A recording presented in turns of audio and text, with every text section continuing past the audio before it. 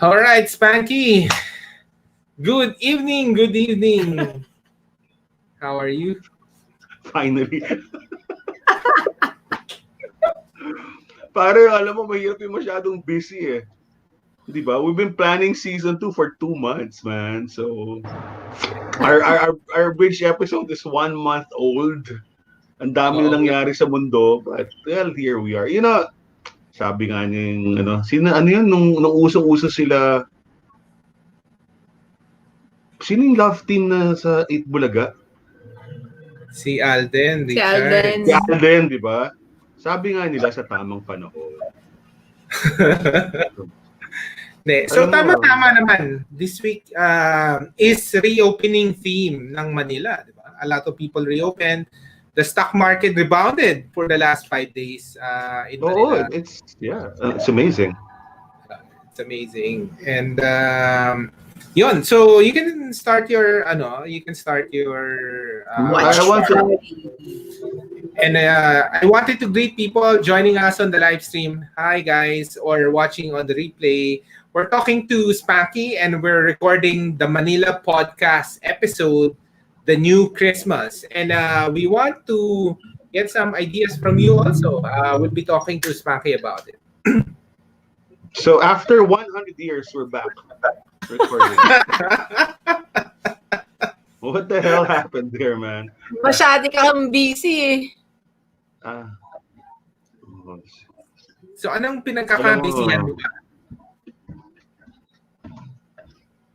Very much so, because it's 63 days away. I was counting. If my math is correct, we are 63 days away from Christmas.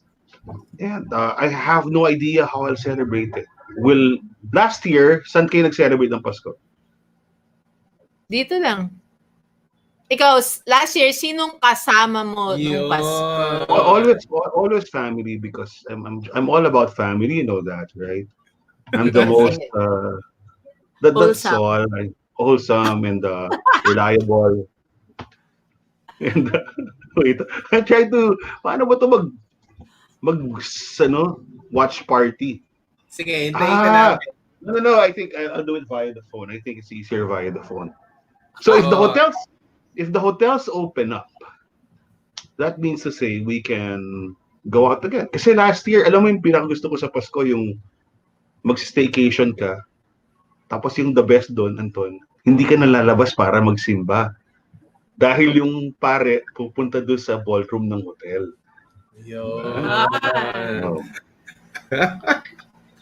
But I don't know if we can do that now. I think we can, but I don't know under what restrictions, because hotels are opening up. Ang dami na nagbukas na hotel, ha? Mm-hmm. Oh, yes. And these are like some of the best hotels in Metro Manila. And just this past week, they started opening. We will have to check kung anong rates, kung anong restrictions, ilan kayong pwedeng sumakay sa elevator, all of these things, and the protocols. Kasi baka mamaya sasabihin, pwede ka mag-hotel, kaya lang mag-swab test ka muna. Or mag-antigen test ka muna. Huwag ka na lumabas ng room. Kayo, I have a question. The past week or so, I've been, all our friends, writers, the bloggers, the influencers, Instagram superstars, nagtatanong ako, lumalabas na ba kayo? Or how do you feel about going out? Are you going out, Anton? Finally, Kahapon lang. Kasama ka? Oo. First date namin kahapon. Where was it? Nag-date kayo before sa remember your first date? You went to TGI Fridays? There was this server na all black PPE, parang si kamatayan. So, natakot yung mga tao. Ano ba yan?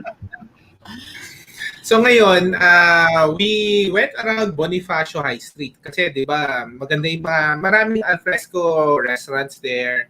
I think may project doon, 'di ba, in the middle of the amphitheater. And then I am the Resto PH representative there.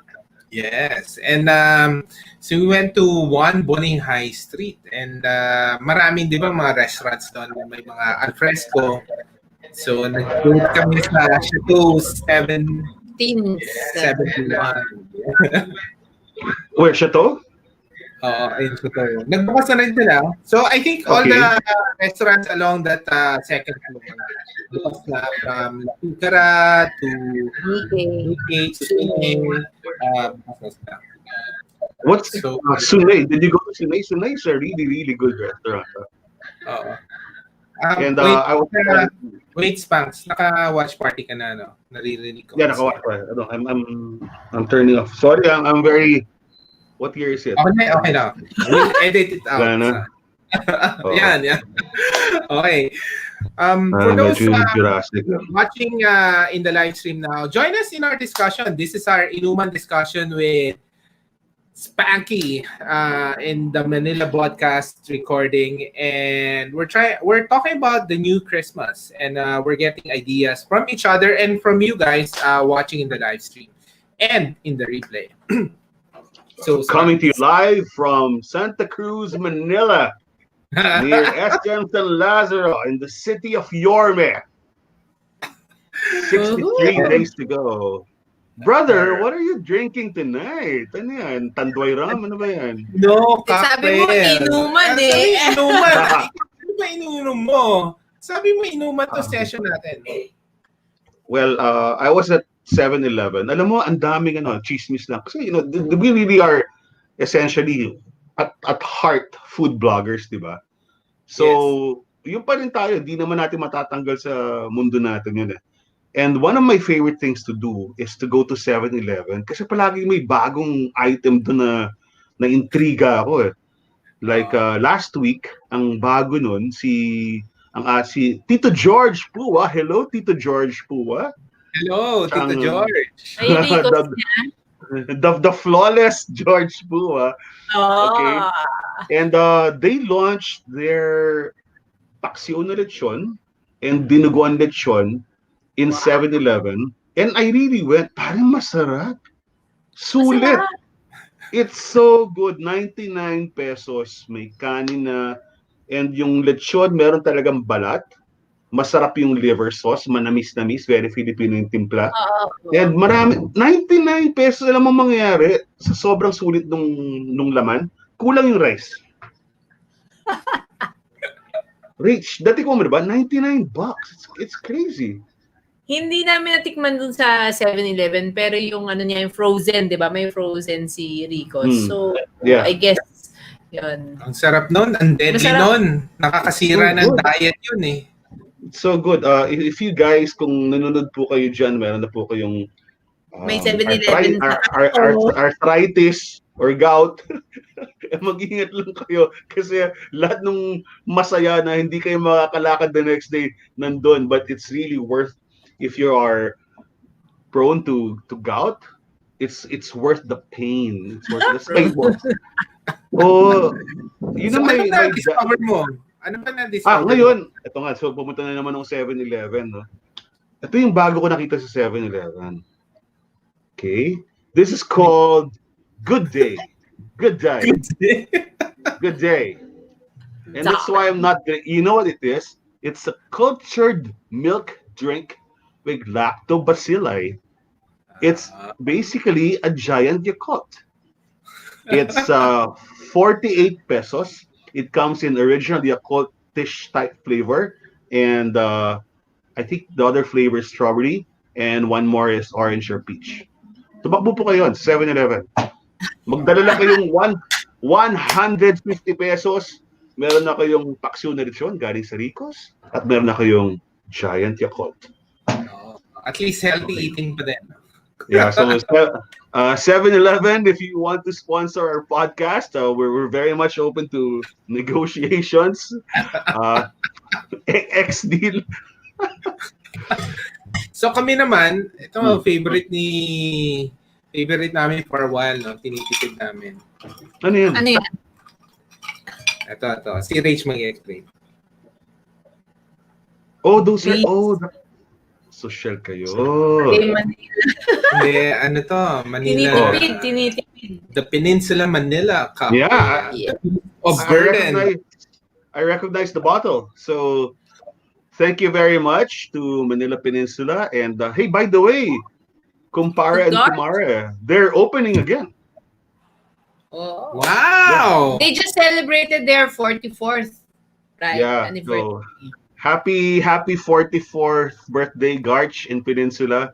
I heard you were a pioneer there. So if Garch is 44 years in Peninsula, ilan taon na si Garch? Wag mo nang bilangin.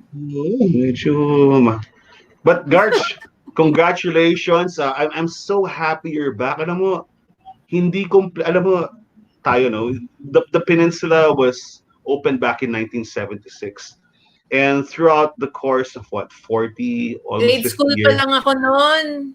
Ha? Wala, hindi pa tayo. Wala ka na ba 76. noon? Wala, you were kids. Prep, kinder, or whatever. Oo. Ay, Diba? So, Prep. it's now, the peninsula is now called the Grand Dam of hotels in the Philippines. And for a good reason. No? I can't think of a hotel with a more dramatic lobby. And they're opening, I think, on October 26th. But just the lobby, no? They're not all the outlets. Old Manila will not open yet, but the lobby will surely be open. Obviously, under social distancing rules, IATF guidelines, all the safety protocols. But yun ang na-miss ko eh. Alam mo, parang even if all the other hotels open already, syempre for me, the most beautiful, the most dramatic has to be there to give us a sense of normalcy as well. And Peninsula, we're so happy to have you back. I mean, seriously, we enjoy the cocktails, we enjoy the food that you send, but nothing will really beat you. Ano? Iba yung experience sa lobby, pare. Maupo ka lang doon, tapos feeling mo mayaman ka kahit wala kang pera. Hindi ba? Ano ka doon? Sightseeing na doon. Tubig. At saka hot water, please, silver tea. So. With lemon. Do you, kasali ba sa routine yung pamilya yung pupunta kayo sa Peninsula tuwing Pasko? Hindi, pang mayaman yun eh. Oo nga. Hindi. Pupunta ka lang doon. COD. Pupunta, walang COD is so... COD kami. Wait, may COD pa ba? Bata. Wala na. I think City of Dreams. City of Dreams. I hope City of Dreams opens also soon. Diba? Because for me that's Christmas. Christmas will always be incomplete if I don't go to the Peninsula and just walk to the lobby and just look at the tree. Pa-selfie ka lang sa puno because they always have the most beautiful tree in Peninsula. Tapos palagi pang may choir na kumakanta doon, especially pag Friday, Saturday, Sunday. It's the best. And maganda high ceiling, di ba? High ceiling. Yeah. Hindi maganda yung ceiling. Hindi lang high ceiling. Hindi, I mean for COVID times, di ba? The high ceiling works well with air circulation and the best place talaga to go kapag high ceiling yung place. Or alfresco, di ba? Iba na, I think, we don't have any, no one knows when the vaccine's coming out. But have you been monitoring the numbers of COVID cases in the Philippines? Kami, honestly, to be honest with you, hindi namin monitor. Kasi we know it's there. We know na kailangan rin natin buhayin yung economy natin, di ba? Kailangan tayong magtulungan isa't isa. Pero we have to do it safely. Yeah, absolutely. Diba? Ikaw, minomonitor mo ba? Ano ba what's the latest? Ba mas alam mo, ang kwento ko kasi remember August 4 and the last week of July, bigla nag-spike yung cases. There were 2 days. I remember this kasi napraning ako eh. There were 2 days, successive days, we hit 6,000 plus cases. 2 days. This was the last week of July, the first week of August. That's why the doctor said, can we request for a timeout? Diba? And we had the timeout. We shifted back to MECQ for 2 weeks. I memorized the dates kasi August 4 to 18, nagsarado na naman lahat ng restaurants. And back then, we were sort of, kami sa Resto PH, tayo, sa Resto, sa industriya. We were alarmed and parang gusto namin sabihin, wala nang MECQ, but you know what?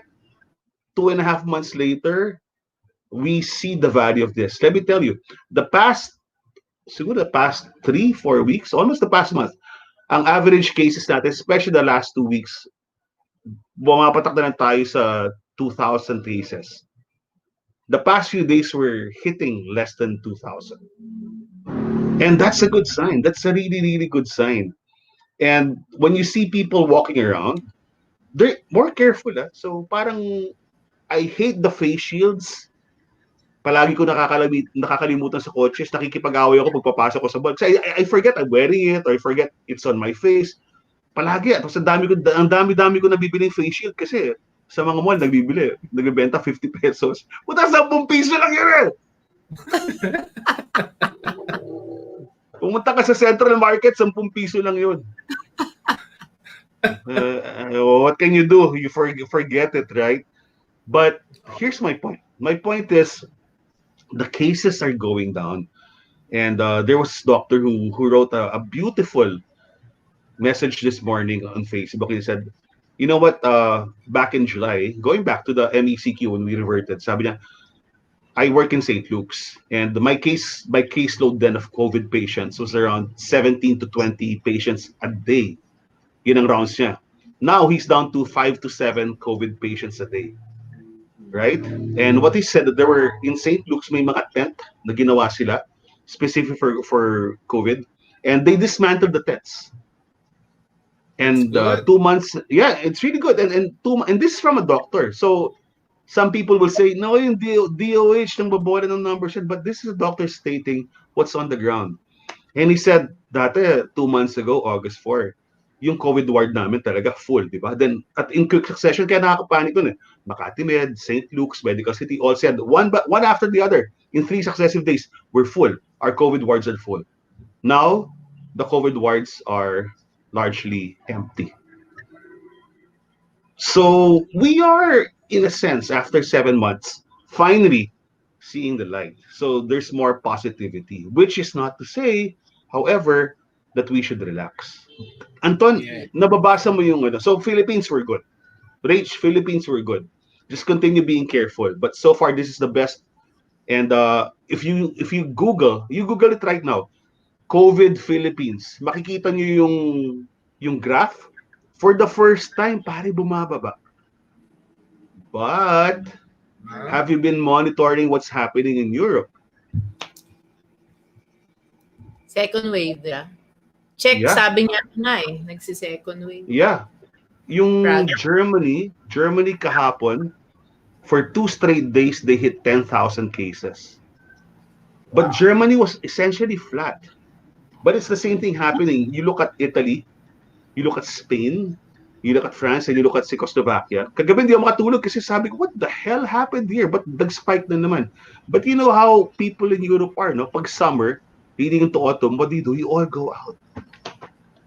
Right? Because winter's about to come, and this is your last chance to socialize, remove your mask, drink, and that's what happened. So, what's the moral of the story here? Christmas, di ba? Christmas prep episode to. Pag magpapasko na, guys, wag muna tayo masyado mag-Christmas party.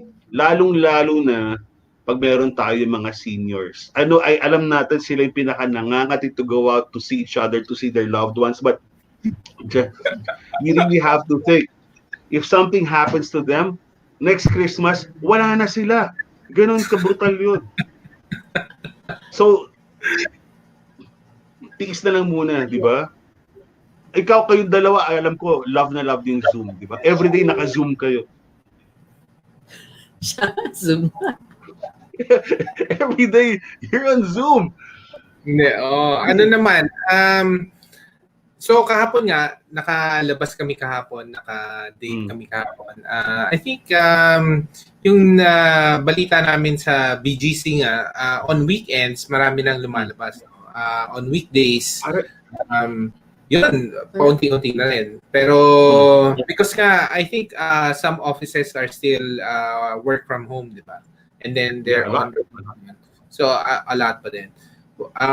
So yun, I think as long as we're dining safely, going out safely. Pag nung lumabas naman kami, maraming nakamas, maganda yung pasok sa mall, maganda yung So I think it's really good, no?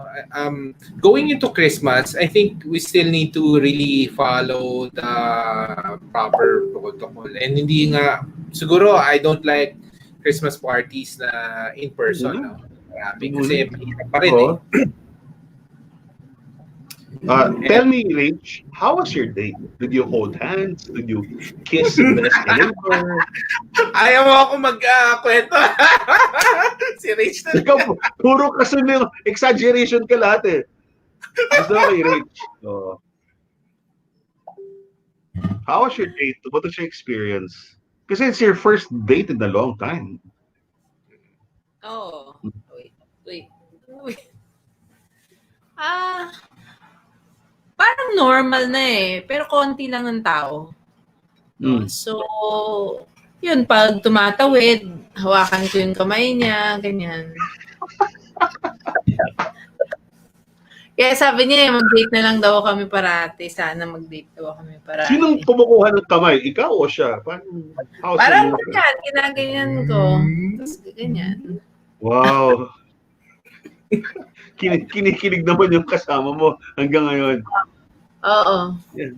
Forever in love naman sa'yo. And then, ano to? Lunch date or dinner date? Sunset. Dapat sunset. Wow. That's sunset. Oh, tama, no? That's a good point because I wanted to ask you about this. In the restaurant industry now, we keep on assuming and, optimistically, that once you keep on extending the curfew, like just a few days ago, we're now 12 midnight to 4 in the morning, right? We naturally assume that people will continue staying out and they'll naturally gravitate towards staying later. Mm-hmm. But I don't really see that. And I think that's the biggest hurdle that we have to face. And it's the biggest hurdle we just have to jump over because people still want to go home early. Ikaw, sunset date ka eh. Bakit ka nag-sunset date? But I know it's romantic, but why? Why not a dinner date? Why not go to Blackbird and have a dinner date till like 9 or 10 in the evening? Yeah. Are you ready to go out? Inaantok na. Exactly. Nasanay na rin yung mga tao, di ba, to go home early. Kasi you don't know what will happen at night, di ba? Hindi pa rin alam anong mangyari. And maraming nagiging vehicular accident recently eh. So, well, I guess siguro yung mga friends lang namin. But, hindi mo na, kasi syempre, ang tagal na rin hindi nagda-drive yung iba or yung iba siguro inaantok or whatever, no? So, and then, kagawian na natin na umuwi na maaga. I think yun yung driver, di ba? You want to be home before the sun sets talaga or by 8 p.m. at most. Ikaw ba? What happened with you? I still feel weird. Again, you know me. Ako, I love the nightlife, I'm a party guy. Pero ngayon, pucha, para akong tito talaga. Hindi ba tito, lolo? Gusto ko 6 na sa bahay na ako. Pag dumidilim na, yung silim na, tumitingin ako sa kalangitan, parang gusto ko nang umuwi. Diba? And even if I'm at a bar and we're drinking, like we start drinking at 7 p.m. hanggang 9 p.m. Like for example, Broadside now, one of our favorites is Broadside's open till 11 p.m. Kasi midnight na yung curfew eh. Pero I was telling Malvin, our friend, the owner, sabi ko, parang hindi ko kaya uminom hanggang 8. Parang 8 gusto ko nang umuwi. Diba? Dati 8 start pa lang tayo, diba? Pagkasama sila Jerry, diba? Sila Donnie. That's when we start. Start pa lang yun. But now it's like, I feel that this learned behavior that we learned over the past 7 months, what do you call it? I call it simply inertia because we've gotten so used to staying at home. When we are apart from home, right? You miss. Parang there's a pull. You want to go back home because you feel safe no matter what. Right? And there are a lot of instances when I'm out and parang I get these psychosomatic feelings na parang ka, minsan nasa grocery ka, malapit lang yung tao kasi minsan halimbawa bibili ka ng liempo, di ba? Sa mga supermarket, doon nagka-crowd yung mga tao eh. Di ba? And ikaw, you're social distancing, ayaw mong, gusto mo 1 meter apart, puta biglang may lalapit sa'yo, gaganon yung balikat sa, Hindi mo want to go home. Hindi mo want to bathe in alcohol. And I guess that's it. That's how I feel. When I'm too long, too many hours away from home, I want to go home because I feel it's my safe space, right? And the virus is still there. So as much I have to work, I have to go to all these meetings and all these restaurants. Pero yun, gusto ko pa rin umuwi maaga na paparating pa rin ako. And I guess that's good. So That's good. what should we tell the restaurants? Maybe the restaurant should say, if the people really aren't gonna stay out late, then tama yung suggestion mo, sunset dining. Sunset Diba? date, of course. Sunset dates, diba? That's the new thing. Go for the sunset, go for magic hour, go for the golden light when everyone looks beautiful, right? and then finish by, kasi usually sunset's at 5:30. Takip silim yan, diba? Didilim yan 6:30 na. Then by 7, uwi ka na. You'll be home by 8, right? And you know the perfect place to do it, aside Tell me. from Bonihay Street, in Spirals pare, nagbukas na sila, Spirals. So they opened alfresco outside early before the sunsets, and then daming interactive kitchen na. Pero actually maganda sa Spirals, you know what? After the pandemic, the first executive female chef in a 5-star hotel. Filipina, of course. Well, trained in Singapore, si Chef Betty. And then the partner, female F&B director. Ang galing. Galing nga eh. So we interviewed them. Female. And so they're opening the, hindi na buffet, no? It's interactive kitchen. You could actually order anything you want. Maraming surprise menu. Ang galing. And kailan mo ko i-date doon? Secret. Bakit mo alam ka? Maghintay ka ng GC. Pwede mo yung mga GC. Hindi na GC, no? Ano lang, pangalan lang. Hindi na, Gcash. Cashless tayo. Cashless. So, Yeah, pero ako seryoso, and I'll tell this to all our friends also who have GCs collected.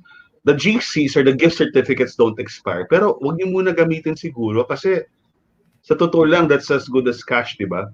But all the restaurants right now, there is not a single restaurant who can tell you with 100% confidence that I'm doing absolutely well now. Right? 80-90% of the restaurants are really survival mode. So bayan mo. Huwag mo na kayo masyadong. Spanks, kailangan mo makilala to. Executive chef. Bakit single? Ay, hindi ko na tinanong. But executive chef Bettina Argeles and F&B director Anne-Sophie Hurton. Well, I will re-ask Rachel's question. I don't think they're single. Hindi sila single. Sasabihin ba nila sa'yo, I don't think you're single also? I don't know. Paano pa ako kakasal nito, di ba eh? I ask this, is it safe to go out on dates now with someone that literally you're dating, you're getting to know, you haven't had any kind of physical contact or intercourse with them? That's my question. And this is something, Anton, maybe in our next podcast will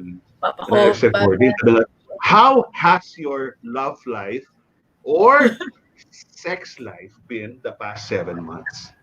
Sa mga binata't dalaga. Binata lang, so ikaw lang sasagot niyan. Pwede ba nating i-stream yan? Survey tayo talaga. Kasi I'm really curious because I feel that, look, para na akong ano ngayon eh. Para akong prophet, para akong si Moses, para akong si... Tigang talaga. Tigang, oo. And although I'm sure there are opportunities out there. You will drunk text someone or your Pero former hindi your pa rin. former lover. Hindi, di ba? Parang so I'm wondering, am I one of the few that's been celibate and single, living a life of single blessedness and holy affinity to the Lord for the past 7 months? Or have there been people just doing the thing or doing the nasty? Di ko alam eh. 7 months? Grabe. Oh, 7 months ako. nang ba? Call me the blessed Spanky Enriquez. Pwede na ako maka-canonize ni Pope Francis.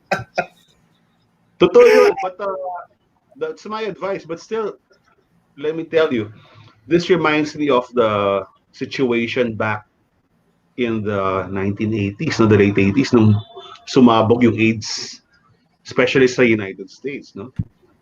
And I think this is the close approximation, but they always say that after a while, when they found they call it a cocktail of medicines that will, they're essentially their vaccine for AIDS.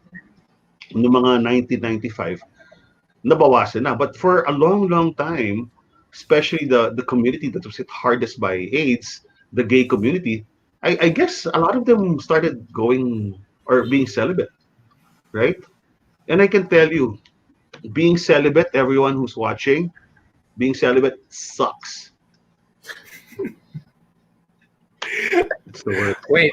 Ano natin, punta natin sa topic natin.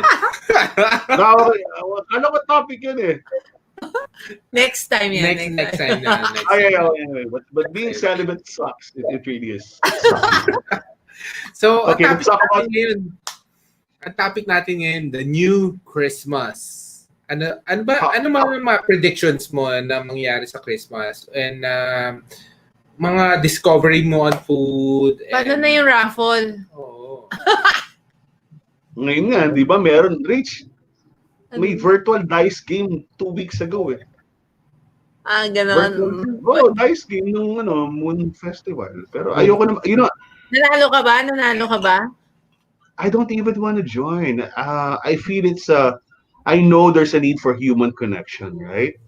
And I know that we try to approximate the things we love doing pre-COVID now, but it still feels empty to me. This is fun, we talk once a week, we have drinks, but to be forced to do this every day, right?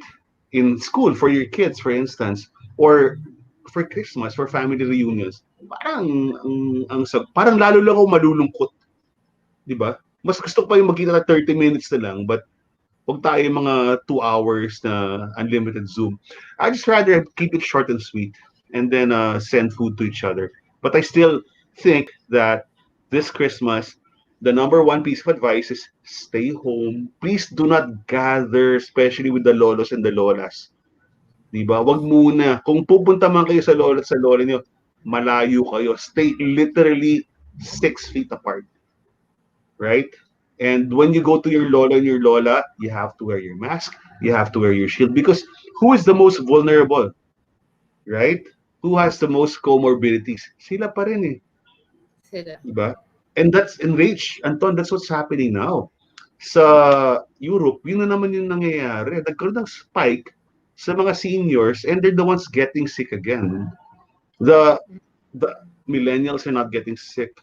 Gen X is not getting sick, but the baby boomers who are the seniors, sila nagkakasakit. So please protect them. We know it's so tempting, but how do we do that? That's my quandary now, right? Hindi ko pa alam eh. Pero yun nga, that's why hopefully we'll get suggestions. But for me, it's 2 months, it's 63 days away. I would rather be safe than sorry. And again, I'll repeat what I said earlier. Please resist the temptation to have all these parties with your lolos and lolas, because if you do so now, you'll never know. Baka mamaya dahil sa mga party this year, next year, wala na sila. Di ba? So, ganun lang. I'm sorry to sound so morbid and serious, but that's it eh. Di ba? Nakatakot talaga. It's still there. Please don't be careless. All you have to do is look at the figures in Europe right now. So what do we do? Zoom Christmas. Huh? Zoom Christmas talaga. We have to go back to that. Pero may tanong ako sa iyo, Spanks. So, let's say in the family, di ba, there's a lot of reunions, get-together with batchmates or, Gen X to Gen X or millennials. What do you think of that? Okay lang ba yun o hindi? Again, can you repeat the question? I said mga younger. Di ba, usually mga friends, we usually gather over dinner. Tayo. Reunion. What do you think of that for Christmas? Do you think okay lang yan? Any suggestions? Ako, small groups. How small is small? How small is small? 10 at the most, and you have to be at least one seat apart. Then try to get as much as possible diagonal seating. That's all we talk about in the Resto PH. I mean, that's 75% of our topics are based on this, no? How to celebrate and how to keep people safe, because people now are naturally gravitating towards the restaurants. Okay. I was in. Oh, go ahead. Since you're an insider, maybe can you share with us what happened in the restaurant? Was it very effective, the measures na in-implement nila? Let me give you an example. They're investing so much in all of these air cleaners, purifiers, sanitizing all the plates and everything. You go to, I'll give an example, House of Wagyu, si Corinne, my friend who owns it. Grabe yung investment niya kasi. So the House of Wagyu is a beautiful restaurant. But what really makes it feel safe right now is one, the limiting of people. So there really is very, very strict social distancing. In some cases, she will close down parts of House of Wagyu for small groups of people. Right? But she bought this ionizer / air purifier that really cost a lot. And what happens is it really cleans the air. And that's what you want to do. And what we did just last week was we started, like, the best House of Wagyu to go to, speaking of sunset dates, is the one in 2 Ecom Center in the Mall of Asia. It's similar. Diba? Ang sunset view. And you know what? It overlooks ang ginawa ng SM ngayon sa MOA. The parking lot where all the concerts were held, where Coldplay had their concert, is now a drive-in theater. How was that? You park, right? Then you tune into an FM station, and then you watch the movie. So that's what it is. And if you're seated at the House of Wagyu, al fresco, you can see the whole movie. Of course, walang volume. Pero sort of easier lip reader, you can understand the whole movie, right? But it's really going to be all al fresco now. We're not saying that don't go to restaurants. Actually, we're saying go to restaurants, help them out. But go to the restaurants that have really put up the proper precautions, all the measures, so that you're safe there. And Anton, what's the number one thing that all of us are looking for? Ikaw, fan kayo ni Rachel ito. Ever since, al fresco. Yes. Oo. And then I think aside from that, I think for the restaurants or consumer, we think ako clean should be seen, no? And I mean, a lot of people are stalking the social media of restaurants or hotels before they go, diba? Kasi they want to see whether they follow the protocols. Now, let's say hindi sila nanonood dito na about House of Wagyu. Usually, people will just go to their social media, diba? Instagram, Facebook. So, clean should be seen in their social media pages and how they talk about it. I think ganun yung nagiging first ng mga tao ngayon eh. Kung okay to, if people think na people talk about how clean yung mga protocols nila, then they're more parang convinced to go to that place. Right. Yes. But ikaw, and then location. I think for me, and then after nakita ko, okay, they're talking about clean, I can see their clean protocols. And then as long as they have either, so ako, alfresco, high ceiling, or may HEPA filter sila, no, ionizer. Yes, so as long as they have those, any one of those three, I'm fine. Sorry. Lasing na yung kasama mo eh. Kanina pa yata uminom si Rich eh. Hey! Get with the program. Oo Pay nga. attention. Okay. No. Game. But I guess, So, yeah, to add to your what you just mentioned, I think it's really going to be alfresco. When one of the hardest hit areas or centers of entertainment and dining was Rockwell Power Plant, right? Because very early on, nagkaroon ng balita. There were a couple of seniors. I can. This was a long, long time ago. That there were a couple of high-profile cases in Rockwell. No? So hindi lumalabas yung mga tao. And it took them a while to flush it out and to solve the situation. But what did they do? They're now bouncing back because what they did was to close Lopez Drive, the main road, diba? That's where CDP is. That's where MAM is. That's where Via Mare is. Yung half the Lopez Drive yun, diba? Sinarado nila. So they made it, I think, Friday, Saturday, Sunday. Tonight, and all the weekend. It's going to be an alfresco area. And if it's not raining, like tonight, you just bring out all the tables. And people feel so much safer. Diba? nice. So marami tao. So Mamu is happy, CDP is happy, and people are enjoying their drinks in a really nice, breezy, open air atmosphere now. So that's what I see happening. Si Podium, yung alam mo yung main road ng Podium, di ba? Ito yung drop-off ng Podium. So pagpasok ka sa Podium, una makikita, Wildflower. So that road at night is now closed also. It's become an alfresco area.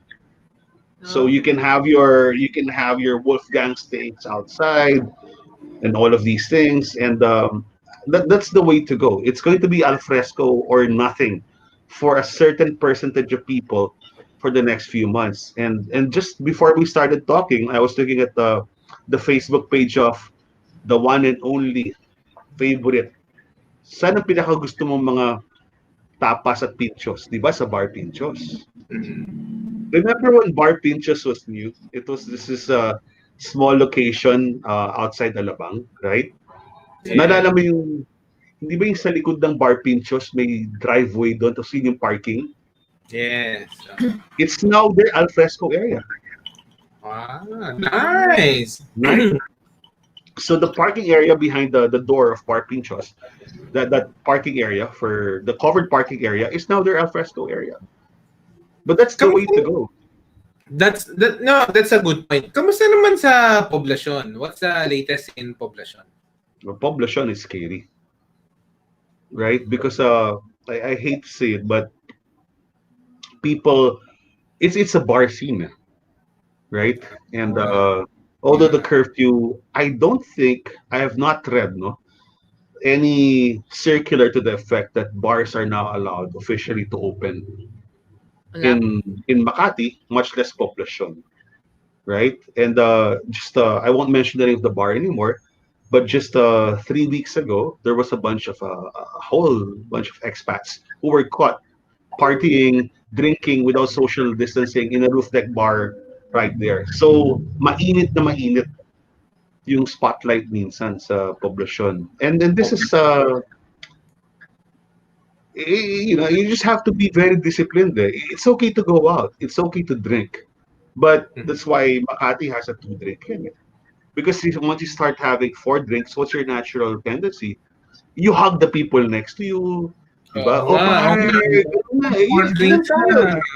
Dancing ka na naman. But that's it. It's the most, it's the logical thing to consider. That why do we have to limit the drinks? Kasi pare, pag lasing tayo, the more we drink, the more affectionate we get. Yes. Right? And Kaya ba't ayaw mo uminom? I'm such a miser now. I'm just a sad guy. I can't drink alone, Rachel. I can't drink. Like I have bottles of scotch here. Really good bottles of scotch. But I don't even know. I can't drink alone. Parang hindi ko kaya yun eh. Some people can do it. Oo. Send mo na lang sa amin yung half. Tapos inumin natin. No, I will promise you. The minute that we have a vaccine and we can now go out and drink closely, yung hindi na wala nang fucking social distancing, shields, and all of this shit. I will bring your choice. I'll bring a bottle of Blue Label, right? Or I'll bring a bottle of Macallan. My favorite whiskey in the world, Macallan Sherry Oak Cask, which is very hard to find now. Tell me what you want. I will bring one. We will finish it without social distancing. Once the vaccine is out. Ang tagal na. Hindi ko ginagalaw yun kasi dapat ngayon nasa this time of the year, di ba, I go to Canada to visit my brother Joey and his family. Oh, yes. And when I was, Facebook has a way of really making you feel bad through Facebook memories. So, nakita ko sa Facebook memories kanina, 1 year ago, see you in 14 hours, Toronto. Parang napanood mo ba yung Social Dilemma? Yung Social Dilemma sa Netflix. So, parang yung the AI were saying, ako, hindi si Spanky wala sa Canada. Ano mo nga to? 1 year ago. It's so sad. It's so sad. You know, my brother Joey and I are very close. We grew up together for the first, literally the bed next to him for like the first 25 years of our lives, and we're only like 13 months apart in terms of age, no? Super close. So yung time na 3 weeks or 2 weeks ko sa Toronto, yun yung bonding namin. And now we can't do it for the first time in 10 years. This COVID really sucks. And minsan pare, pag yung naiinis ako, nagagalit ako sa anong province? Hunan ba yun? Doon nag-start? Oo, Hunan. Hunan. Ako, minumura ko yung mga tiga-Hunan talaga. Sorry, ayaw mo kumakain ng paniki or whatever it is. Guys, you guys suck. Yeah, terrible kayo, di ba? We could be living our beautiful, normal lives now. We don't have to have these silly Zoom sessions. But because of that stupid person, whoever started it in Hunan, look what they're doing to the whole world. You know, stupid guys. So sana hindi na maulit. Kaya kayo mga nasa Hunan, yung mga mahilig kumain ng mga panigit at may mga guano, please lang to stop it. So annoying talaga. It's like our lives are put on pause. Now, hindi na masyado nakapause para umaandar ng pakonti-konti yung buhay natin. But Anton, Rach, that's not our life. Our lives are naka-fast forward tayo palagi. But we're going to look back on this year and say, man, what happened in 2020? Well, you lost weight. She cut her hair. You mostly look good. Right? But other than that, what did we accomplish this year? Of course. Oh. And I think, I think with all the pandemic happening, with all the disruptions happening in our lives, we also need to make 2020 count. Kasi we will look back to this day, di ba? Parang to this year, 5 years, 10 years from now, and tell the stories, war stories, our COVID war stories. What really happened, di ba? And this is the time, mid-October, na we can still do something else, di ba? Parang just to cap a strong year for us, even if I know a lot of people are hurt financially, but at least, at least for us, let's say we kasama tayo doon. But at least, yun nga, nagpakat ng hair, pumayat tayo this year. I'm trying to finally finish writing my book. Alam mo yun, I learned a new skill, trading global stock market, mga ganon. So, I think this is the time na, guys, you can still do and make 2020 count. Ikaw ba, Spanks, ano nang plano mo pang gawin to end 2020 with this new Christmas, di ba? Are we gonna expect something balastic or or ano bang inisip mo with this new Christmas nga? I know that sige, habang nag-iisip ka, this new Christmas I think would be more meaningful to a lot of us. Sorry. Sa recording. Is it a tricycle? Oh. Sa akin ba yun? Nagre-racing yata sila. Sandali. Para sa akin, bumbero yung duman. So, yeah. So, I think Spanks, nasa na ba ako? Ayun, nawala na sila. 2020. So, make it count. 2020, we have to make it count. I think this new Christmas nga is more meaningful, no? Kasi we spend it with our special someone. Celebrations now in Manila are meaningful, no? Like parang mahaba yung mga greetings. We really take time to show our appreciation for a loved one, special person. So, and then of course nga, yun nga, you want to make it count for something, no? So ikaw naman, how do you want to end the year and celebrate this new Christmas 2020? Oh, I don't have any plans to celebrate, but what I will pray. I will pray that all my friends are and their families continue to be healthy and strong in this year and in the coming months. It's simple as that. Because let me tell you, I've had many friends who've had the COVID experience, if I can call it that. No? But all of them, mild, asymptomatic, they just had to quarantine for 2 weeks, some people 3 weeks, a month. But there was no one severe until this really good guy, this one of our, a really good friend, was in the hospital for 26 days. And then there were instances, there were hours, there were minutes, there were mornings when it was really 50-50. And essentially, we spent the past 4 weeks praying for him, no? And then we're about to do a fundraising for him. But that really brought it home because we feel that unless it really hits you and you know someone personally in your family or a really good friend who experiences and then almost loses his or her life, then that's when you really realize the importance of being serious in all your safety protocols. So ako yun ang pagdadasal ko. I will not celebrate Christmas. I will celebrate with you guys. We'll call our friends, make more meaningful messages, right?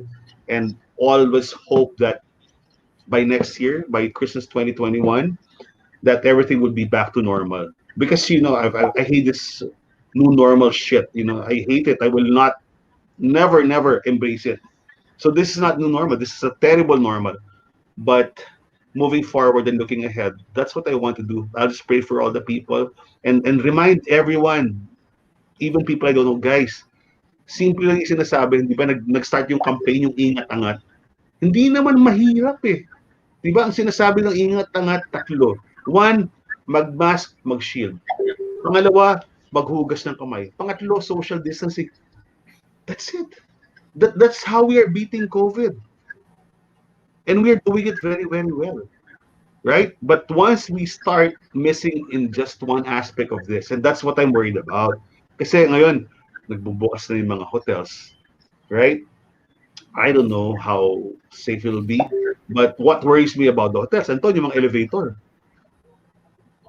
Diba? Kasi like last year, nagpasko kami sa isang hotel sa Makati. After mass, parang hotel, 20 yata kami sa elevator. Hindi na pwede yun, di ba? But even there, in all those waiting areas by the elevator banks, dikit-dikit kaya. So these are the things that the hotels have to be very, very careful about as well. Right? So, kaya kung gusto niyo mag-hotel sa Sogo na lang kasi walang elevator sa Sogo. Wala may elevator. Yeah, dumaan ako sa Sogo kanina. Hindi pumasok. And they said all our rooms in Sogo are disinfected and cleaned every day, or maybe 4 times a day. 4 times a day? What's happening there? Pero yung hotel, I'm not really concerned kasi the 5 or even the 4-star hotel, they follow a strict standard ever since before COVID naman eh. I think I'm more worried about what will happen during this Halloween, no? So this is like a precursor to Christmas. And I want, of course, I believe that Filipino will follow all these safety measures, no? But we'll see during this Halloween what will happen, di ba? Kasi, Trick or treat, so, walang trick or treat. I think some places still have, They would have pero a trick or treat booth. Oo, naka-schedule. Booth lang. So, ewan ko. We'll see. We'll see what happened, di ba? Sa condo. Ang dami kasi ang daming changes. Like kanina, we tried to go to, my dad is buried in Manila North Cemetery. Oo. So, paano? So, kala namin, pwede pa pumasok. So, hindi. You have to leave your car. And then my dad's medyo may gitna na eh. So, you have to either walk, carrying your flowers and your candles, or take a tricycle. So, sa lahat ng gusto pumunta sa sementeryo, lalong-lalo na sa North Cemetery ng Maynila, you can go back in with your car starting November 4 pa. If you're going now, and that's one of the densest, oldest cemeteries in Manila, you'll just have to, don't even bring your car. You have to park far, far away near Chinese General Hospital. Doon ka mag-park sa may Chinese. Lakad ka na malayo to go in. And that's what I learned because I didn't check the Facebook page. Right? Oo. Yes. So maraming changes. So use social media to your advantage if you want to go to anywhere like a Halloween or hindi pala bisita iglesia. Cemetery, sarado pa rin mga cemeteryo. But if you have to go anywhere, you just have to check. So make sure you don't waste your time. Yun. Anton, let's talk about sa Christmas. I just want to end the topic on a good note. Yes, I hate Zoom, but yes, we will do a Zoom Christmas with everyone. And hopefully we can get the priest to say Mass for us because it's part of our tradition. Or if you can't get the priest to say Mass, you can all watch my favorite Mass is the Manila Cathedral Mass. May mga magagaling na pari doon, magaling mag-homily, si Father Reggie at si Father Cali. Galing yan, mga future Pope. Kaya kung gusto niyo kung hindi maging Pope si Cardinal Tagle, isa sa dalawang to magiging the first Filipino Pope. Siguro, Father Reggie, Father Cali. Remember the names. So I will hear mass in Manila Cathedral. And maybe that's what you can do, no? You can encourage all of your family to tune in at the same time. So you're all hearing mass together. You don't even have to do a Zoom, but you're all hearing mass together. Right? And then you can do a Zoom after. Siyempre, maganda mag-Zoom pagkainan na. Right? Inggitan na. Oo. By the way, commercial. Kung gusto niyo pong magkaroon ng Kapampangan Christmas, pwede po kayo mag-order sa Kulinaria Pampanga. Di ba? Yes. Kamusta pala? Kamusta ang experience ng Culinaria Pampanga? You know what? We've been open for 2 months. And I have to be honest, our first 2 months were really, really good. But the past 2 weeks, napansin namin, the sales have sort of plateaued. Bakit? Kasi nga, ang dami nang lumalabas. Right? But it's okay. The sales are still good. We're open tomorrow at the Salcedo Saturday Market, starting at 7 in the morning till 2 p.m. But in Salcedo, we only sell desserts. Tapos kung malayo kayo, halimbawa, gusto nilang may nakastock kayong sisig paella or humba, we are on Frozen Manila. Thank you, Audrey Tang, for doing so. Diba? So you can get your Culinaria Pampanga fixed 3 ways now. One is via the desserts at Salcedo Saturday Market, or Audrey at Frozen Manila. Frozen, of course. And if you want it ready to eat, just call Culinaria Pampanga. We're on Facebook and Instagram. Yun. Kaya pag magpa-party kayo, sabay-sabay kayo mag-order. We will deliver the same food. Nakabayong pa, naka-gift wrap. May picture pa ni Chef South de Rosario. Personal greeting. And we will deliver all over Metro para sabay-sabay kayong kumakain ng pare-parehong Culinaria Pampanga food. And I guess that's how we'll celebrate, you know? Siyempre, masarap. Pare-pareho kayo nakain nyo. Advertise. Ikaw, sige, this is what I'll ask you guys. What would you like to have as your Christmas lunch or Noche Buena the night before? Kasi everyone delivers now. Sige. Ano? Si Rach muna. Iisip pa ako eh. Ikaw. Ako? Number 1. Siyempre, ano pa rin. Dalawa lang naman yan eh. It's either pipitas lechon or duck. Nahilig kami sa mga duck eh. So, Guillermo has this premium duck. Grabe, ang sarap. So, I think yung dalawa. And then, meron rin yung mga lechon belly, of course. Parang the star of the season.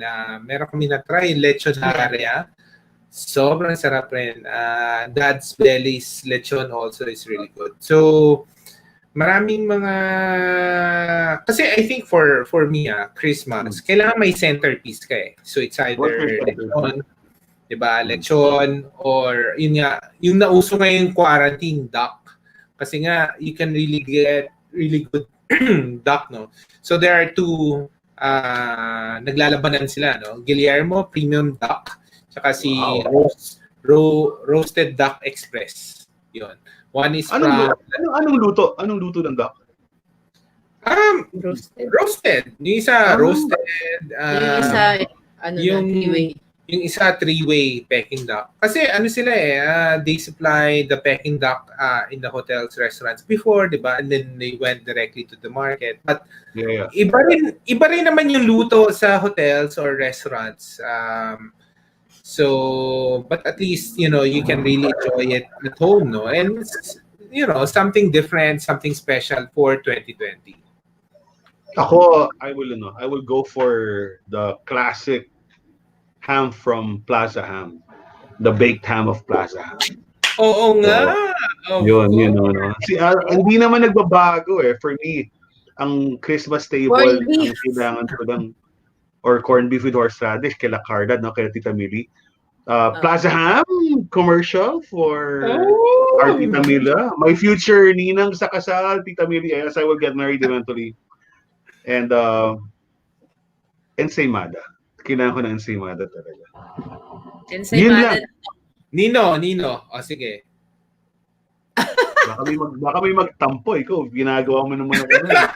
Ninitig mo na naman ako eh. Sige, para fair. Para wala nang sasabihin, kunanans. Diba? Kasi may masarap na ensaymada sa Pampanga, homemade treasures, among others. Diba, kay Chona. Sa inyo, sa South, meron naman baby pats kay Pearl. Diba? Pero kung nalalayuan kayo, dito kay Pearl, dito kay Chona, Valle Verde, kunanans. For me, that's super duper reliable. I really love kunanans and ensaymada. Yun lang. Masaya na ako doon. But if I can get baby pats, lalo na yung latik ensaymada, then I can get the heritage ensaymada of Chona, and then kunanan. Hey, I'll be more than happy to have an ensaymada festival. Ang kailangan ko na ng katapat nun, isang queso de bola na marca piña. That's it. Hot chocolate. Marca piña guy ako, hindi ako marca pato guy. Right? And for ham, I'm not an excellent guy. Rich tradition. Nung marami pang hokshu ham ako, di ba? Ang hirap na bumili ng hokshu ham ngayon. Parang puro fake na yung nakikita ko, siya masyadong mahal. So the best option for me really is Plaza Ham. So there, ham fry Plaza Ham, then ensaymadas, I'm good to go. Wow. Right? But diba? But it would be nice kung yung closest family niyo, na kahit magkalayo kayo, hindi kayo sa bahay, pare-pareho kayo kinakain. Diba? That for me is what would make this Christmas really nice. Diba? Because you share the food. Right? Our tables will groan under the weight of all that food. But obviously it won't happen this year, but we still can celebrate Christmas, right?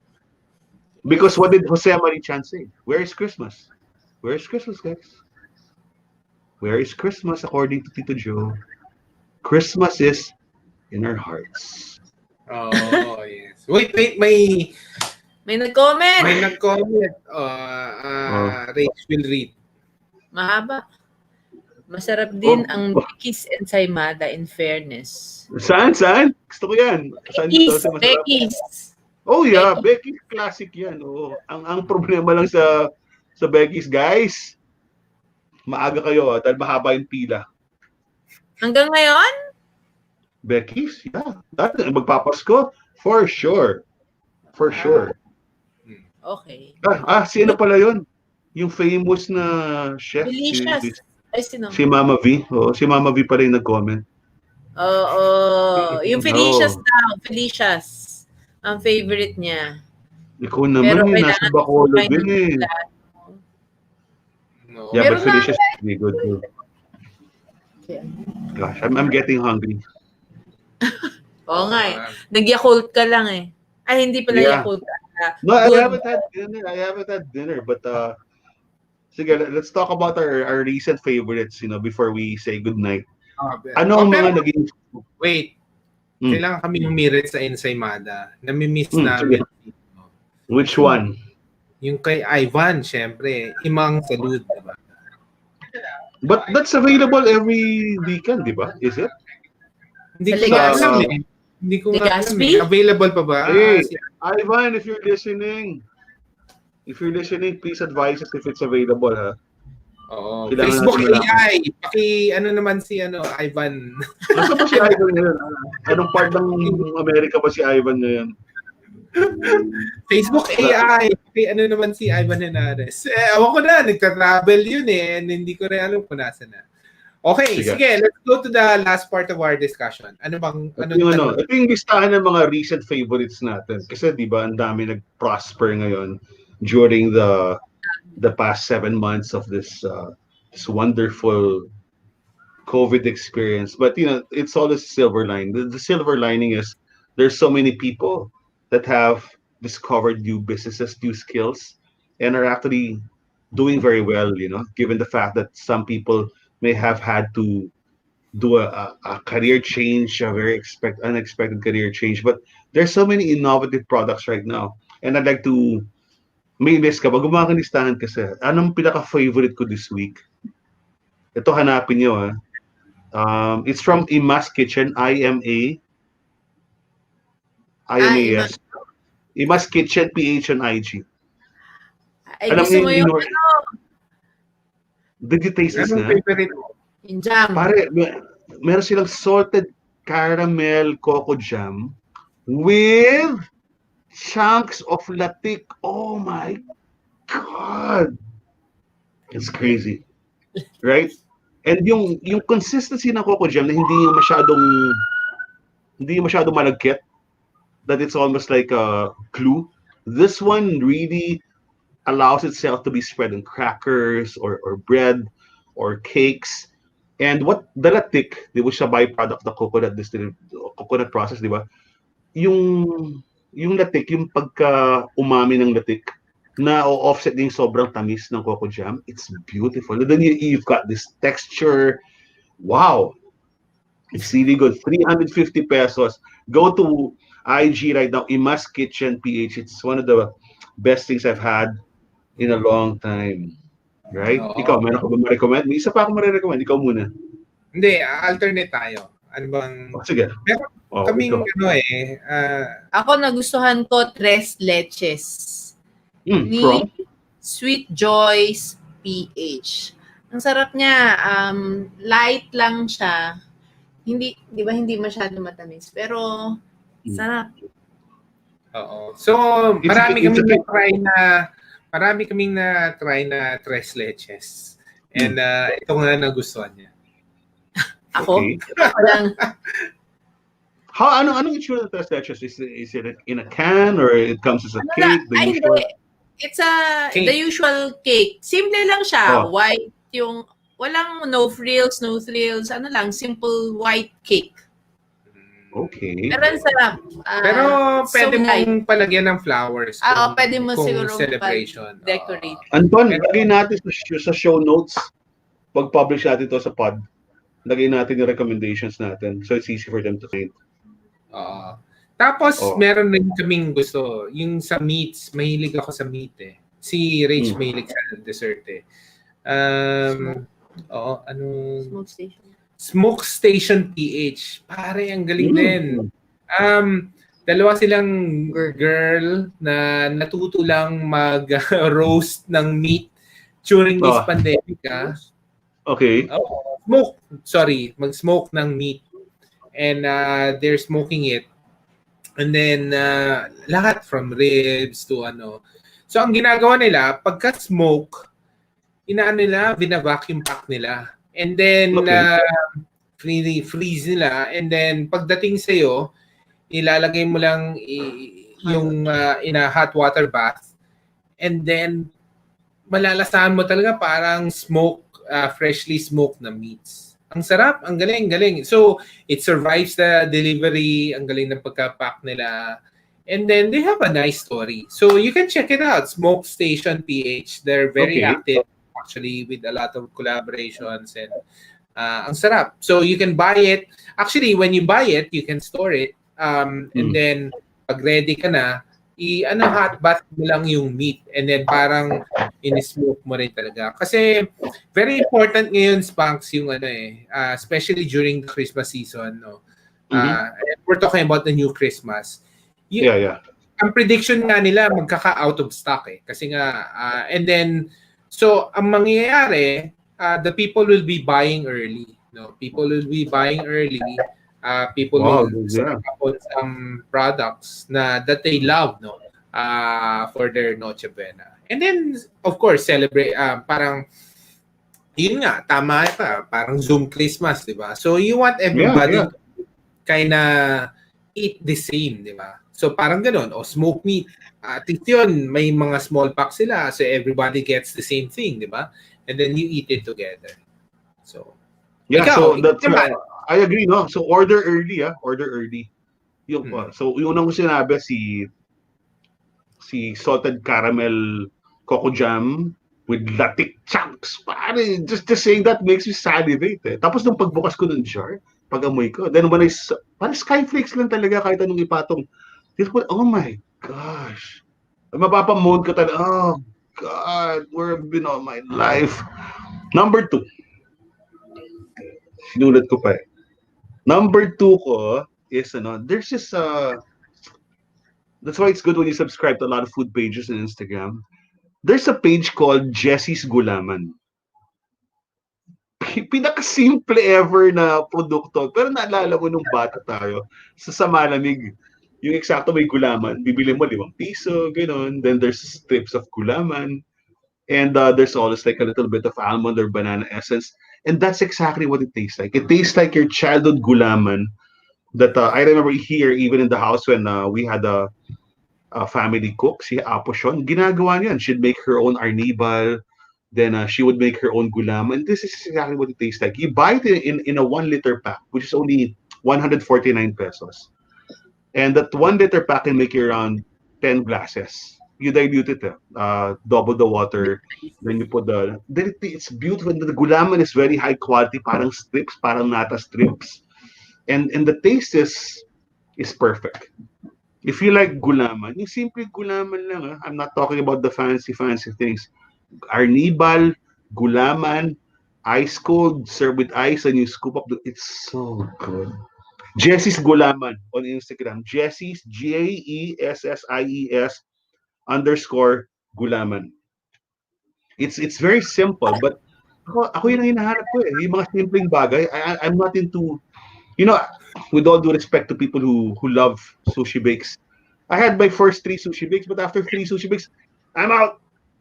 Okay na ako. Kasi gusto ko na naman sa sushi naman, salmon Di ba? Pero nung, sushi bakes are fun, but after the first 3, okay na ako. Masaya, pero hindi ko hinahanap-hanap na. Right? Pero tong gulaman, at saka tong coco jam, sus Mario, kasarap talaga. Jesse's Gulaman. Tell them I sent you. But ang mura-mura pa. And it's the kind of gulaman that you go to the ref in the middle of the night, mga 11:30, you sneak in. Kuha ka ng tasa, you pour a little bit, then you dilute it with an equal amount of water. Oh my goodness, ang sarap. Sarap talaga. Very happy. Ikaw, next. So, yung next namin na discovery namin during this quarantine, Comida San Lorenzo. Ang sarap din nun. Lobster na may spaghettini. Wow. Ang sarap, mag-garlicky. Oo. Sarap kasi yung garlic sauce niya. So, you can have lobster, you can have shrimp. Yes. And then, ang ganda na yung pagka-package ng product. And then, sobrang sarap talaga. And they deliver family packs. Okay. And ang ganda ng presentation ng overall. It's a good food gift. It's on noodles or a rice dish? It's noodles. Pero pwedeng paella rin. Pwedeng paella. Yes, pwedeng paella. So the lobster can be on paella or on noodles. Spaghetti. Ano yung lobster? Naka-ihaw or parang servidor? Parang ano lang siya, ihaw. Ihaw Simple lang siya. Simple na Okay. Pero yung, let's say, kung paella, yung in-order mo, overflowing nung lobster sa taas. Ang sarap. And then, sounds good. Maganda rin yung pangalan nila, Comida San Lorenzo. Where are they? Right? Tapos San Lorenzo is the saint of parang food. Parang ganyan eh. Saan ba ito? Yeah. Quezon City. Quezon City siya. Hindi siya Makati Malapit sa akin, ha? Oo, sige. Yan. Okay yan for celebration. My next is similar to that. Okay. You know, we were friends with Chef Bambi, di ba? Oh, of course. Bambi's Gourmet Kitchen. Did you try her crazy unagi Japanese fried rice? Natikman mo na yun? It's Japanese fried rice, the one you would taste when you're seated at the teppanyaki table, for example, in Kimpura. And but rather than just put crab meat or little piece of, she puts unagi. Deadly. It's beautiful. It's just it's perfect. Yan yung Japanese rice lang nga niya, di ba? Okay na. Tapos topping mo pa is unagi. Unagi, yun na lang. She sent me it. Tapos I didn't share it. I hid it. Hindi ko. You didn't share? It's too good. Sorry, Bambi, but I didn't really share that. You know, Bambi is one of those excellent chefs that anything she cooks, Western, Continental, Filipino, Japanese, para siyang Kapampangan. Yung timpla niya sobrang rich talaga, right? But this one among all the, because she really makes one of my favorite karages ever, you know.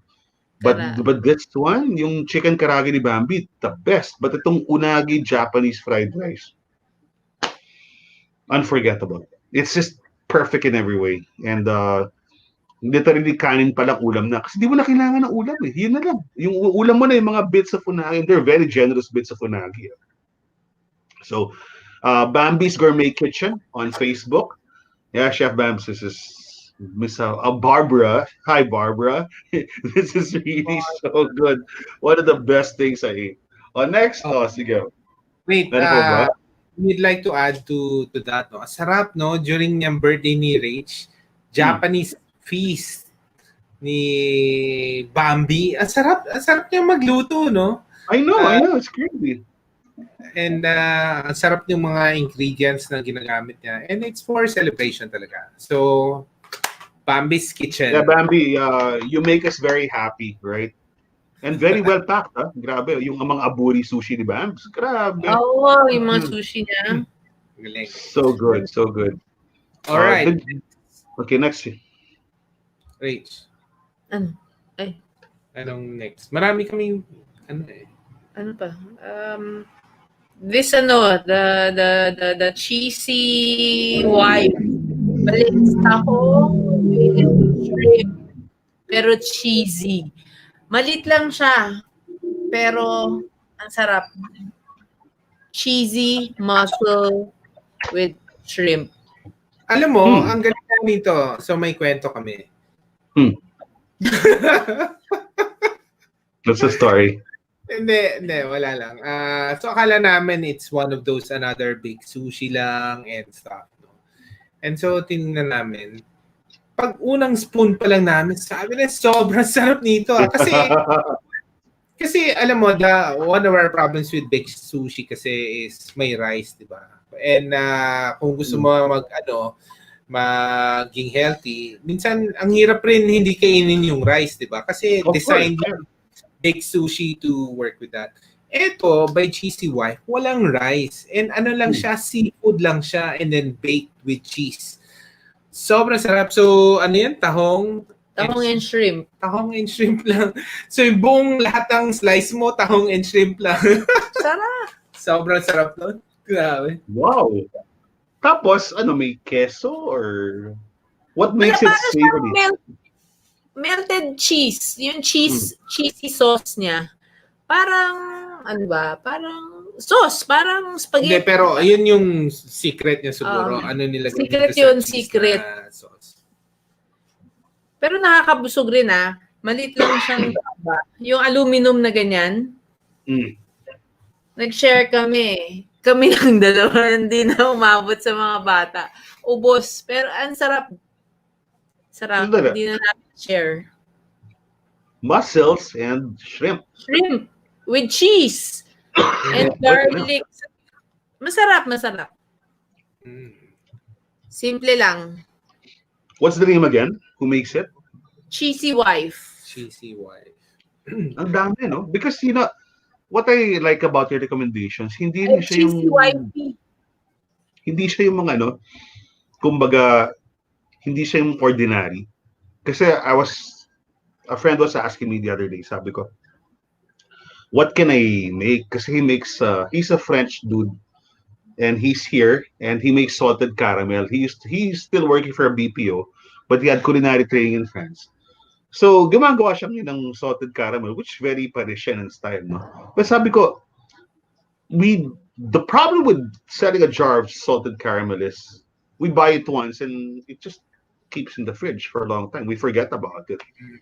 So sabi ko, then he said, what if I just make banana bread? Sabi ko, but there are like 1,000 people making banana bread, diba?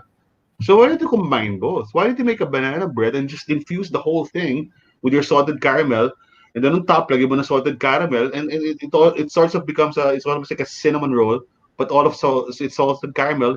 It's less sweet, but it's banana bread. So yeah, we're hopefully going to have a taste of it next week.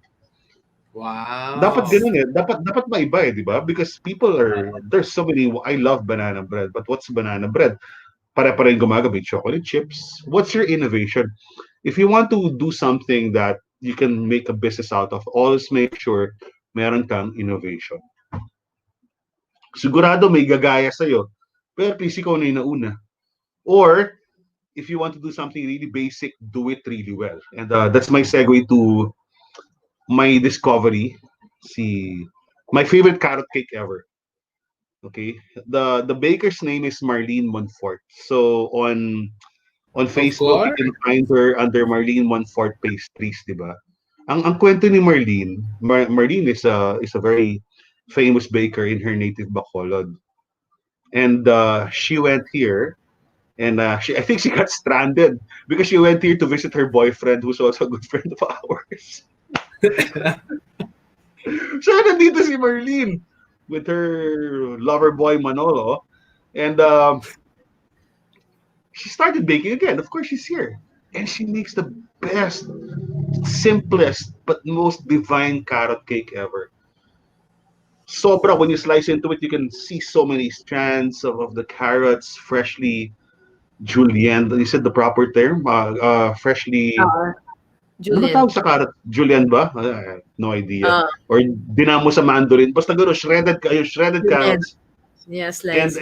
And her cream cheese is so simple but so perfect. Hindi siya yung ganun karami. It's not an overwhelming amount, but it perfectly complements the carrot and the texture and the freshness of the cake. So Marlene, that's Marlene, Monfort Pastries. The best carrot cake I've had. And I'm serious about it because I'm a carrot cake guy. I sometimes go to the carrot cake store just to buy carrot cakes, but this one just really, in terms of moisture and creaminess, it just beats everyone. Marlene, thanks. You've really made me a carrot cake fan again. Yeah. Wow, sarap nun Hindi pa namin natikman niya. Hindi pa ba? Hindi natikman natin. Sarap nga nun. Ang sarap nga sa ano, di ba? Sa crab. Oo. So, Tina said, better with Manny Torrejon. Yes! Sinasago ko yung pangalan ni Manny. Yes, Manolo eh.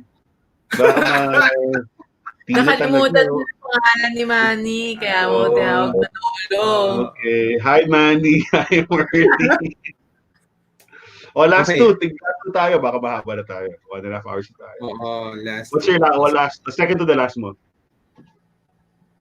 Ating isa kami ni Rach. Sige, marami sige. kami. Next week, part 2.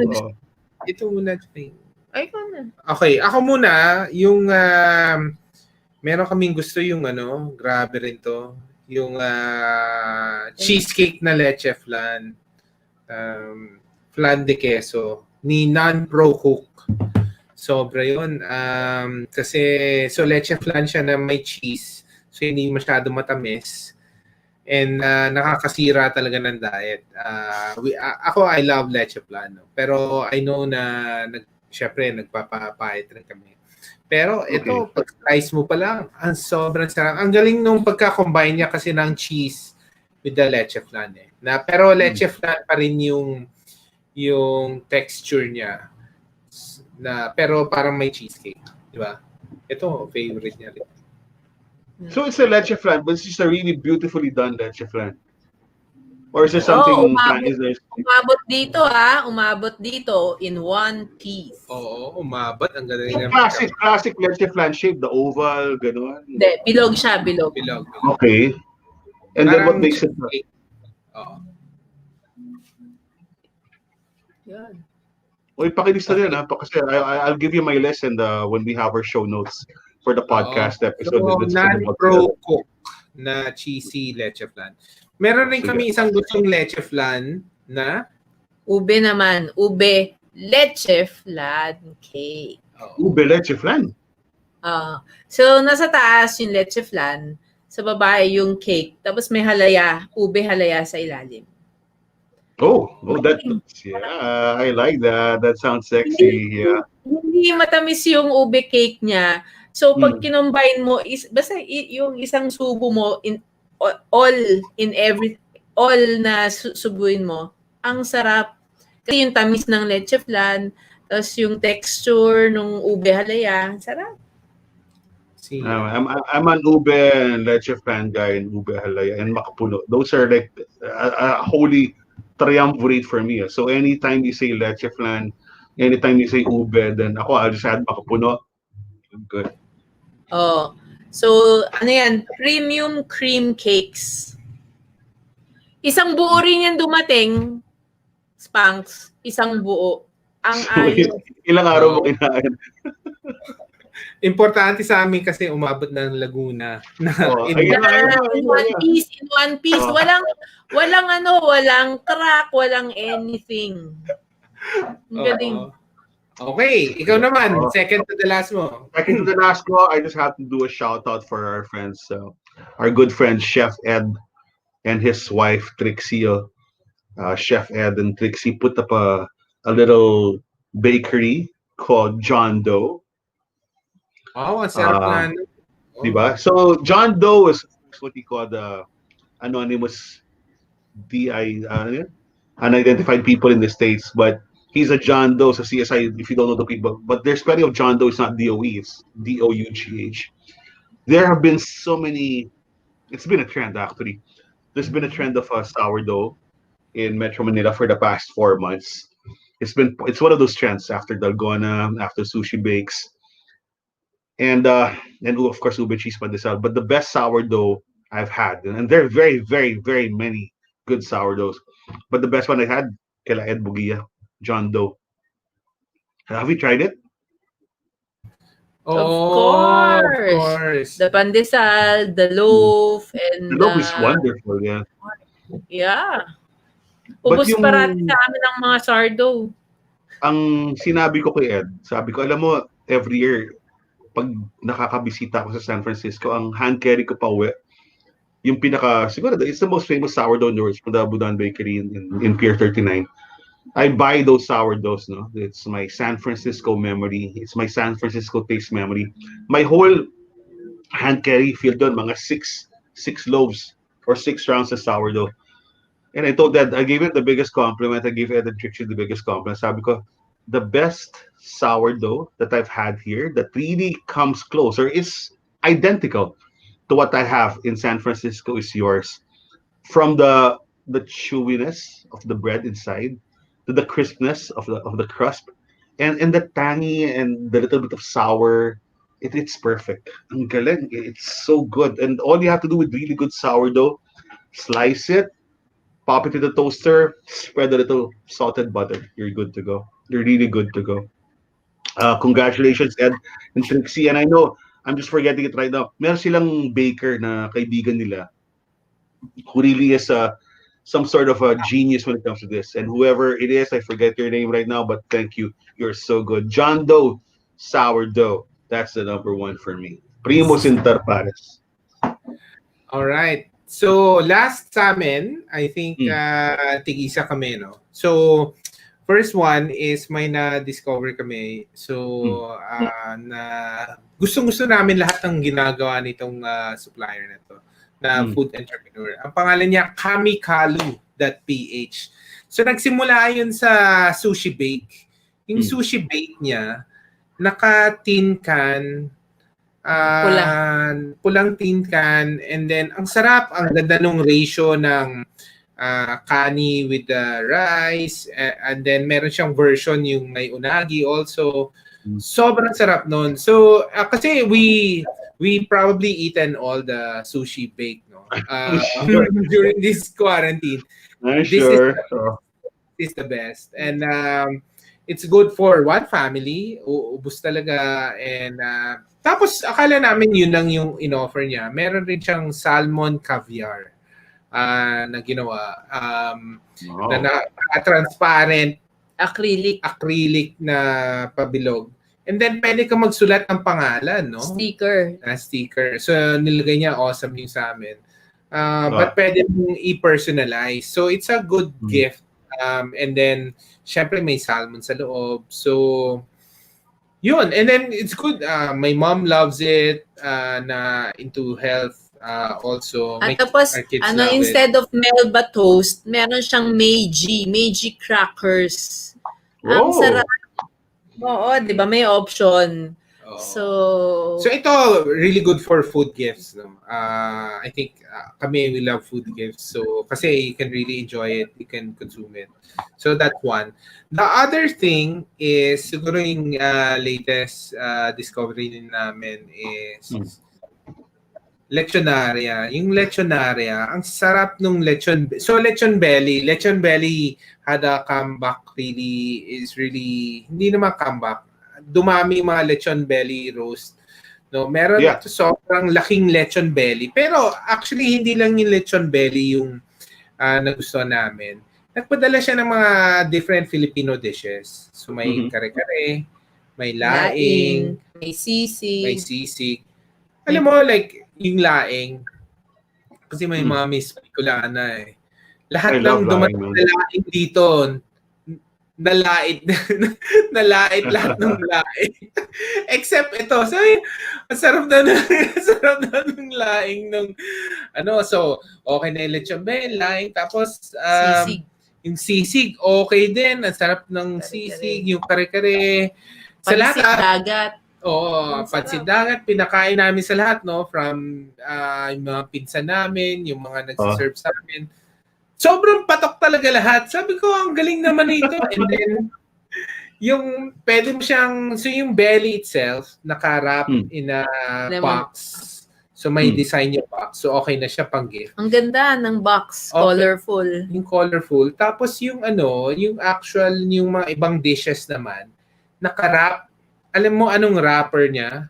A bell cloth. Sobrang galing. So they support the weave industry in our favorite Ilocos. Maybe you can go there one of these days. Alam ko, favorite mo yung mga vegan. No? I love the Ilocos region. And then, ang ganda, no? Kasi so they wanted to support the weave.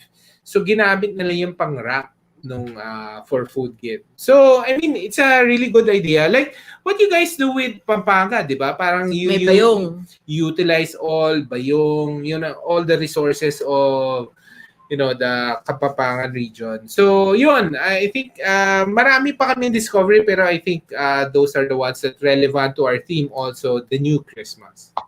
Anton, next week, Rach, can we do it like part of our...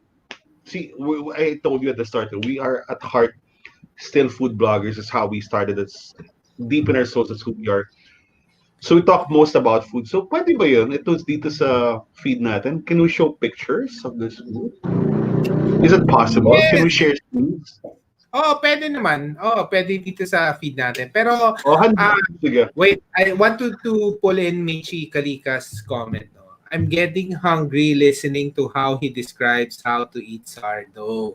Yun, kasi Spanky, di ba? I mean, of course, we're live streaming the recording. But our main, si Michi, ang galing din yan. Alam mo, we'll tell her story another time. But ano siya, meron silang yung online show, di ba? Na ano, they were selling mga fashion kasi mga Fashion designer siya. fashion designer. Okay. Hi, Mitchie. Hello. A good friend. Pero I'm getting to my point. My point is we're trying to record this for a podcast, no? So all audio lang, and I think ang galing mo daw mag-describe. You know, that's what I miss. I miss our Pang-audio ka publication. lang daw. Yeah, that's true. Yeah. Joke. You know what? Talagang po my wait, because I have this ring light, because people are complaining how come. Ano yung ginawa ko sa ring light ko? Before I give you my last recommendation. Before I got a ring light, I would turn on my TV. So whatever ambient light would be coming out of the screen would be my light. So minsan, ang usually pinapan ang channel ko, basketball, di ba?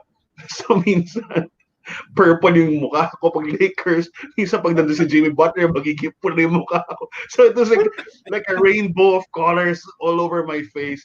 Then finally, si Jill, our friend Jill, of the food scout before, di ba? Ngayon, food mommy scout na siya, di ba? And she's giving birth to her second baby. Sabi niya, Spanks, I have a company called One Gadget, okay, with my husband Oliver, and they're one of the best sources of gadgets, and one of the top sellers in Lazada. Sabi niya, One Gadget will gift you with a ring light para lang di ka na mukhang tanga.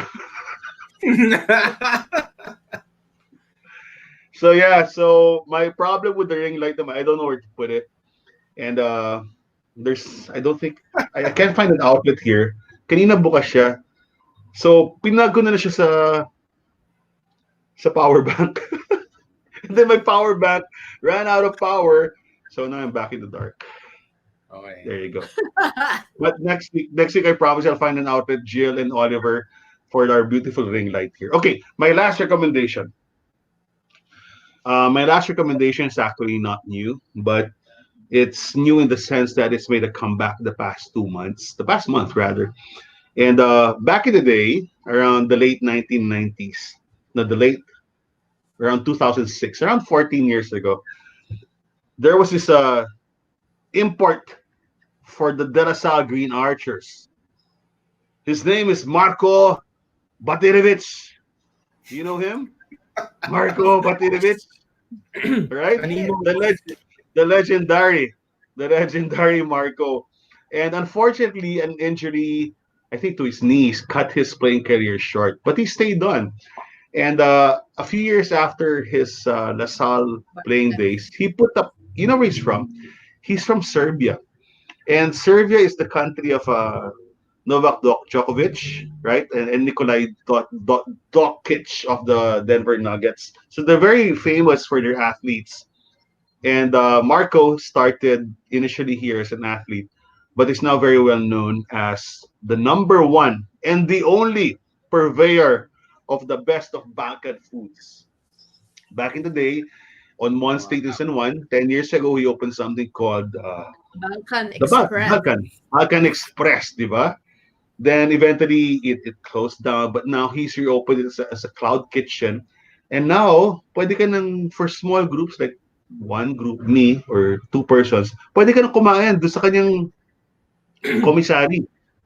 It's on Harvard Street. Harvard Street's very easy to find. Because if you're going to find the shortcut from Kalayaan, going from BGC to EDSA, it's one of those shortcuts. So kanina, kumain ako doon sa Harvard Street with Chef Marco Batirevich. And guess who was there? Guess who was there with me? Dalawa na kami kumakain kasi it's a delivery place. Tom Hines, the one and only Chef Tom Hines. Wow. Yeah, so that's the picture we have there. And Serbian food, the food of the Balkan, it's landlocked. It's the former Yugoslavia. So you've got Croatia, you've got Serbia, you've got Bosnia Herzegovina, all of these places. And it's a landlocked country, so it's all meat. But how do you make your meat stand out? How do you make it savory? What Marco does is very simple. He grills them, and he stuffs them with feta and mozzarella cheese. So kanina yung kinain namin, pure premium ground lamb, a perfect patty. I saw it being prepared, and then they grated a whole bunch of feta over it and mozzarella, closed it and grilled it over charcoal. Perfect. Wow, sarap Yeah. ah. It's very, I'm not a fan of overly complex and complicated food. I like simple flavors. I like simple taste, and you just do it right. And that's what the new restaurant's name is called Dobro. Dobro ba to? Dobro or Dorbo. Ah, It's Dobro. Dobro. Yeah, you can find it on. There's only one Dobro. I assure you, there's only one Dobro on Facebook and Instagram.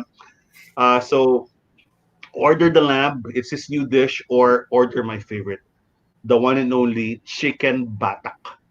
Chicken batak is a thigh, boneless chicken, stuffed with cheese and grilled until the cheese skin is crispy. So it tastes like a fried chicken that's stuffed with cheese, but it's grilled. Oh my god, wow. ang Kailangan sarap! matikman yan. Kailangan matikman. Sa Harvard So Street, good. no?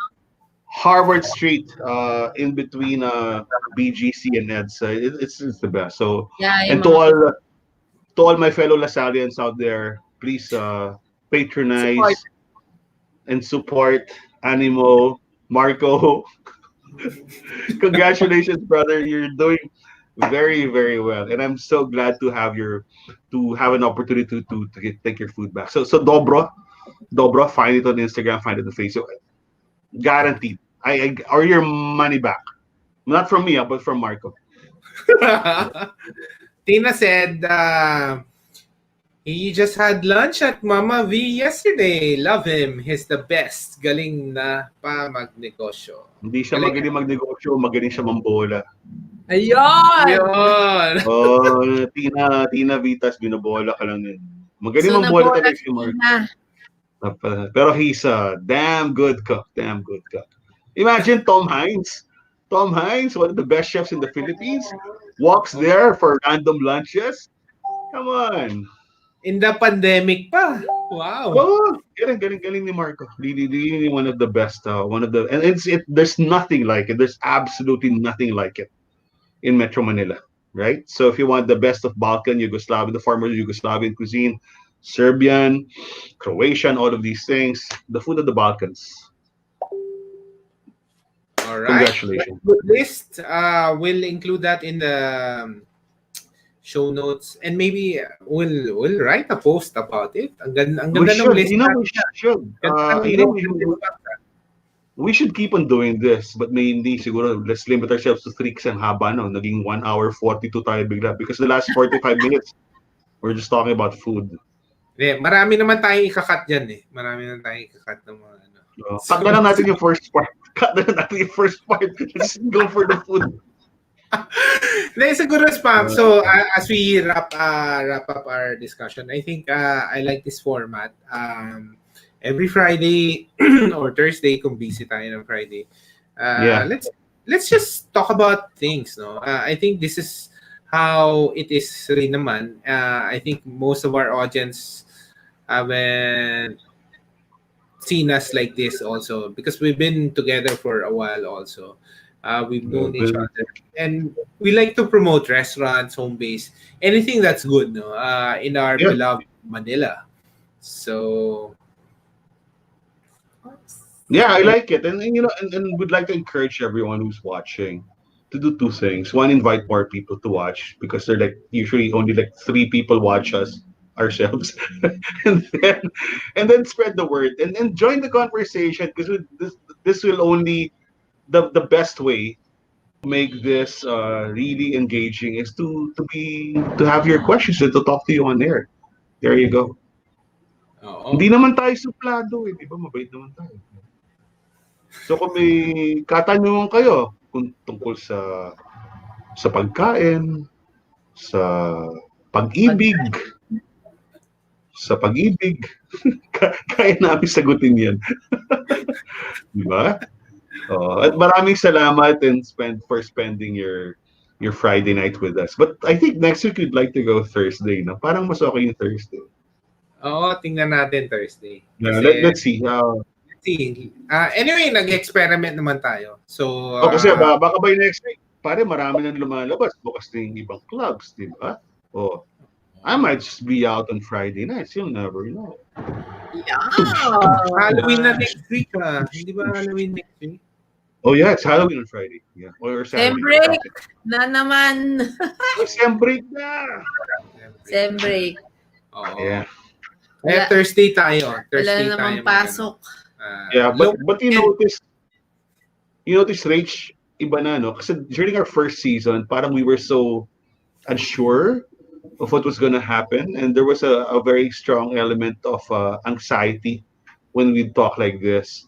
But now I can feel it that this is we're sounding more hopeful, we're sounding more optimistic, and I'm hoping that all of you watching and listening later on in the podcast are starting to feel the same way. But guys, keep on continuing all our protocols, observe them even more now because we're about to win it. Diba? Let's not lose the battle in the fourth quarter in the last 2 minutes. Medyo nananalo na tayo. Tuloy-tuloy na natin. Animo! OBF! Alright. Go, go. Thank you. Alright. Thank you, Spanky. Thank you. Thank you, guys. Thank you, Tina. Sige, Tina. Planuhin natin yung dobro na yan. Dobro. Dobro. Alright. Thank you, Spanky. Thank you, guys, Tonight, for... it's now past my bedtime, guys. It's like 9:52. 9:30 nahiga na. Talaga. Yeah. Thank Friday you, Spanky. night. Good night, guys. Take care. Thank you. Good night. Guys.